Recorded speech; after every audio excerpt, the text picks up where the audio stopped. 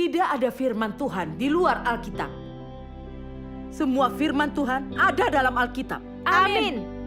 Baik perjanjian lama maupun perjanjian baru, hanya dicatat dan dibuat manusia setelah Tuhan menyelesaikan tahap pekerjaannya. Mengapa pekerjaan Tuhan harus berdasarkan Alkitab? Apakah Tuhan tidak berhak melampaui Alkitab? Tidak bisakah Tuhan meninggalkan Alkitab dan melakukan pekerjaan lain?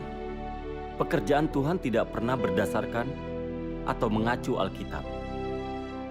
Dan dia tidak mencari jalan untuk menuntun para pengikutnya dari Alkitab. Bahkan dia menganugerahkan jalan baru dan melakukan pekerjaan baru.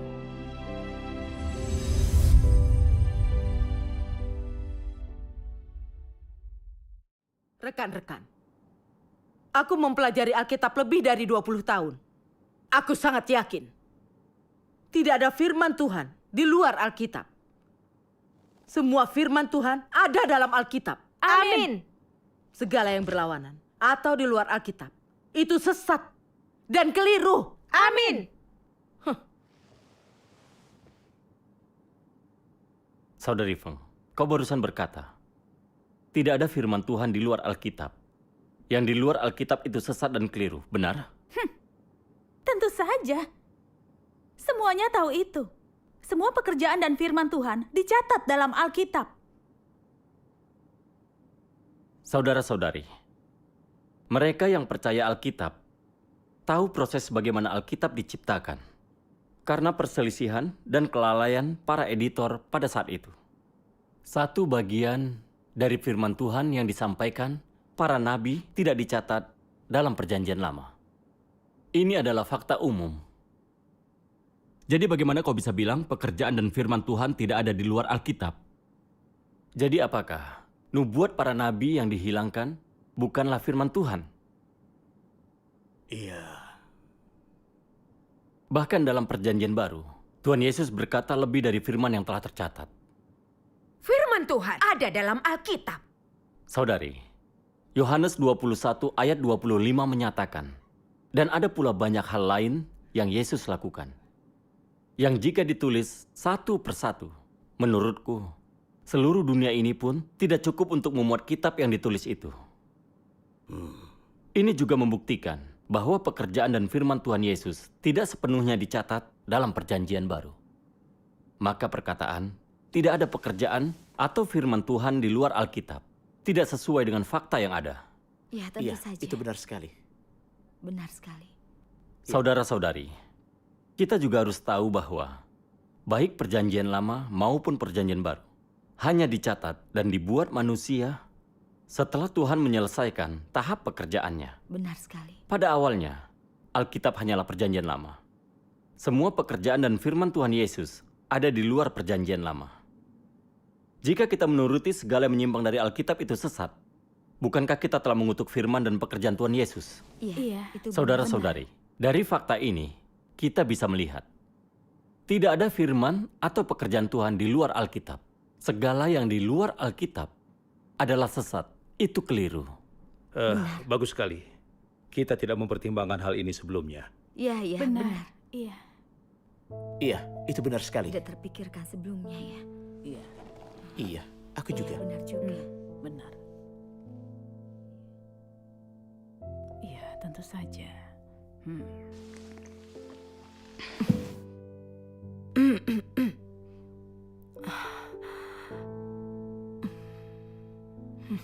Kita tidak memikirkannya seperti itu sebelumnya. Kini kita jauh lebih memahami setelah berkomunikasi. Saudara-saudari, mengenai aspek kebenaran ini, mari kita lihat firman Tuhan yang Maha Kuasa. Mari buka halaman 950. Saudara Guo, tolong bacakan untuk semuanya. Baik. Tuhan Yang Maha Kuasa berfirman, selama masa Yesus memimpin orang Yahudi dan semua orang yang mengikutinya, selaras dengan pekerjaan Roh Kudus di dalam Dia pada saat itu. Dia tidak memakai Alkitab sebagai dasar pekerjaannya, tapi berbicara sesuai dengan pekerjaannya. Dia tidak mengindahkan Alkitab, maupun mencari jalan untuk memimpin pengikutnya di dalam Alkitab. Sejak dia mulai bekerja, dia menyebarkan tentang jalan pertobatan. Sebuah perkataan yang sama sekali tidak disebut dalam nubuatan Perjanjian Lama. Dia bukan saja tidak bertindak sesuai Alkitab, tetapi juga memimpin jalan baru dan melakukan pekerjaan baru. Dia tidak pernah merujuk kepada Alkitab ketika berkhotbah.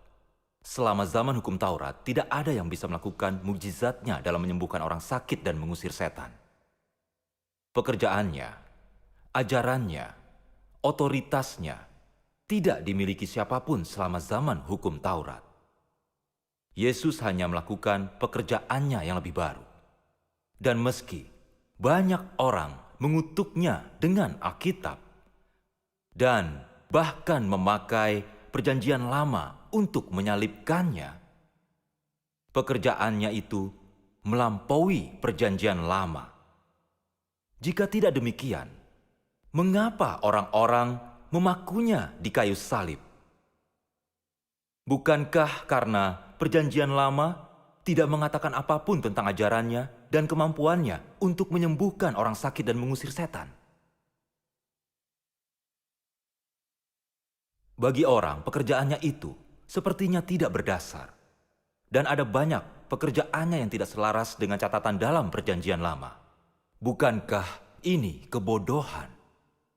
Apakah doktrin perlu diterapkan pada pekerjaan Tuhan? Dan haruskah pekerjaan Tuhan dilakukan menurut nubuatan para nabi? Bagaimanapun juga, mana yang lebih besar? Tuhan atau Alkitab? Sudah pasti Tuhan. Pasti Tuhan. Mengapa pekerjaan Tuhan harus berdasarkan Alkitab? Apakah Tuhan tidak berhak melampaui Alkitab? Tidak bisakah Tuhan meninggalkan Alkitab dan melakukan pekerjaan lain? Mengapa Yesus dan murid-muridnya tidak mematuhi aturan tentang hari Sabat? Seandainya dia mematuhi aturan hari Sabat dan menjalankan perintah-perintah dalam Perjanjian Lama, mengapa Yesus tidak mematuhi Sabat setelah dia datang, tetapi malah membasuh kaki, menutup kepala, memecah roti, dan minum anggur? Bukankah semua ini tidak tercantum dalam perintah Perjanjian Lama? Jika Yesus menghormati Perjanjian Lama, mengapa dia melanggar doktrin-doktrin ini?